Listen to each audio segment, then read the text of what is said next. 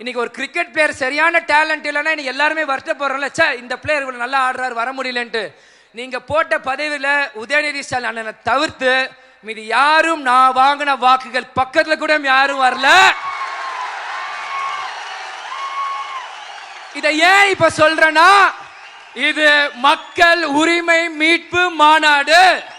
நானும் இந்த தமிழ்நாட்டில் ஒரு மக்கள்னா ஒரு நபர், இந்த நபருக்கு ஒரு மேடை ஒரு மைக்கு கிடைச்சிருக்கு.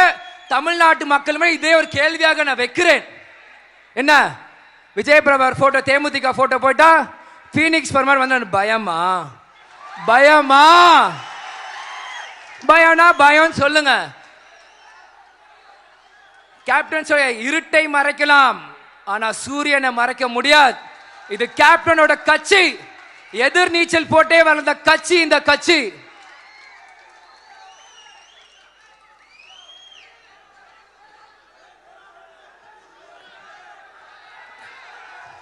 அதே மாதிரி நம்ம நிர்வாகிகள் எல்லாருமே வந்து குரு பூஜையை பத்தி பேசிட்டே இருந்தாங்க. யாரோ பேசினா அதை நான் யாருன்னு கூட பார்க்கல.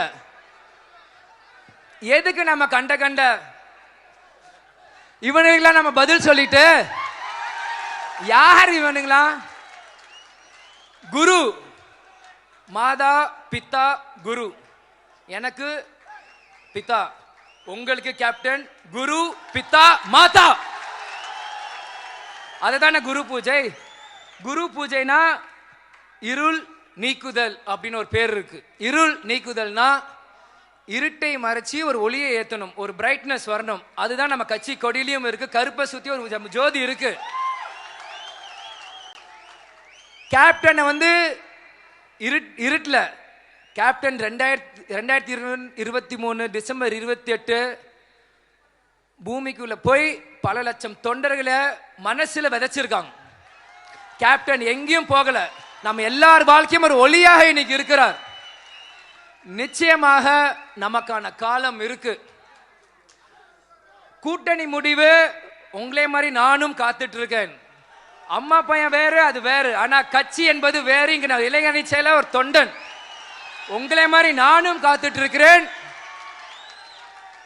கூட்டணி எதுவாக இருந்தாலும் நம்ம ஒன்றுபட்டு செயல்படணும். ஏன்னா நம்ம கூட இந்த துரோகத்தை பார்த்துட்டோம். இனி கூட இருக்க விசுவாசத்தை நம்ம எல்லாரும் பார்ப்போம். நம்ம கூட இருக்க விசுவாசத்தை எல்லாருமே பார்ப்போம். இன்னைக்கு நம்ம திருமதி பிரேமலதா விஜயகாந்த் பொதுச்செயலர் என்ன சொல்றாரோ கண்ணை மூடிட்டு வேலை பார்ப்போம்.